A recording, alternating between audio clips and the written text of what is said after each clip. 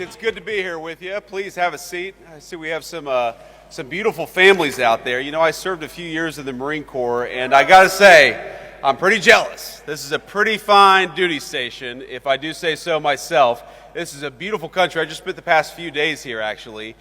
Some meetings, some downtime with the family, and we've had a very, very good time here in England. The United Kingdom, of course, is one of our great allies, so I think I speak for all the Pathfinders here. Is that right? When I say, and all of the Red Dragon folks as well, when I say that we are proud of the special relationship and we are proud to work together with our British friends right here at Fairford Base. God bless you all. So, here's a simple thing. We've got a beautiful country here. We've got a beautiful alliance.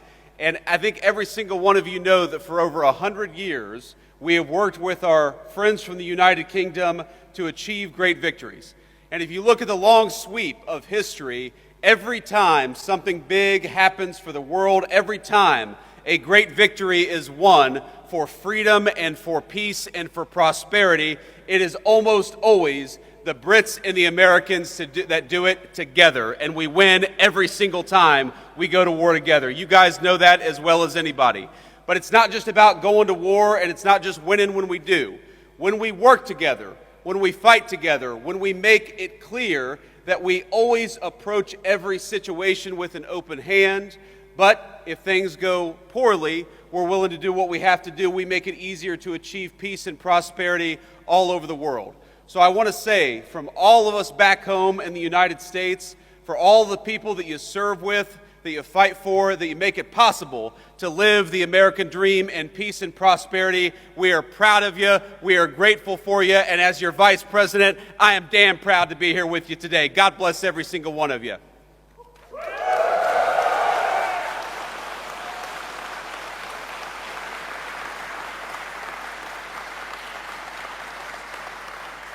Now, it would be impossible for me to list every single thing that has happened just from this single base over the past 100 years. From World War I to our operations against terrorists in Yemen, the history of this base, of its mission, of all of the things that we've done with our friends from the United Kingdom, it is a very, very proud tradition. So I won't try to list everything that we've done, but you guys know the mission, you guys know the story, and you guys know the history. We have done so much with our English friends, with our friends from the UK, and I started the week at a place called Chevening with the Foreign Secretary of the United Kingdom, further south in the country in a county called Kent. And what we did is we worked on one of our most important shared security goals in Europe, which is the end of the war between Russia and Ukraine. The President of the United States came in 6 months ago, and I just talked to him right before I came on the stage, and he said very simply that we are going to make it our mission as an administration to bring peace to Europe once again. But as you all know, it is impossible to bring peace anywhere unless the bad guys are also worried that we've got a hell of a fine Air Force and a hell of a fine military to back up the peace to begin with. So what you guys do, even though you may not see it every single day, is you make it possible. You make it possible for us to accomplish the President's goals through negotiation. You make it possible for us to go into a room and say, yes, we want peace. Yes, we want to work together. Yes, we'd like to bring an end to this terrible conflict. But we've also got some great airmen back at Fairford and other bases. They're going to make sure that no matter what happens, the peace and the prosperity and the goals of the American people are going to be well served by what you do. So I think if you look back at the last 6 months, if you look back at the number of lives that we've saved in Rwanda and the Congo, the President ended a 30-year war there. If you look at what we've done in the East Asia, where the President ended a conflict, in Serbia, Kosovo, where the President has brought peace to that area of the world, and now, in just a couple of days, with the President heading to Anchorage, Alaska, to try to achieve an end to this terrible war in Russia and Ukraine. You guys make that possible. You guys are the reason why we can go into a negotiation with strength. You guys are the reason why we have leverage in these conversations with world leaders, because they know that if we cut a deal, it is backed up by the finest fighting force anywhere in the world.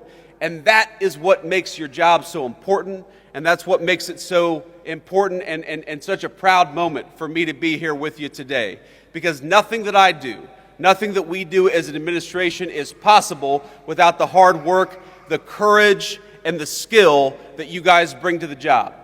Now, I mentioned earlier I was at Chevening meeting with the British Foreign Secretary. I've met with a number of foreign leaders just in the last, hour. I had a call with about 30 European leaders. And over the past couple of days, I've met with a number of leaders across the UK, across political parties, across the generations, because that's one of the great things about the UK's special relationship with the United States is it cuts across political alliances, it cuts across political parties, it cuts across generations because we've been working together for literally centuries. And you know what every single person that I meet often tells me? They tell me about how impressed they are by the skill, by the determination, and by the dedication of the American military. You all are what make it possible for us to do what we do. When Marco Rubio, our great Secretary of State, goes to engage in some diplomatic negotiation, he knows that he's got the great people of the Secretary of Defense standing behind him. And that fact, the fact that people are impressed by you, the fact that so many people are frankly afraid of you, is why we're able to do what we do as an administration. So I just want to say from the President of the United States, who again I just spoke to, and he told me to give you this message. We're proud of you. We're grateful to you. We know that it's not always an easy job. We know there are often long hours, but I hope you know that the peace and the prosperity and the safety of your countrymen depend on you doing a good job, and we are damn proud of the job that you do every single day. God bless you all, and thank you for having your Vice President here in the UK.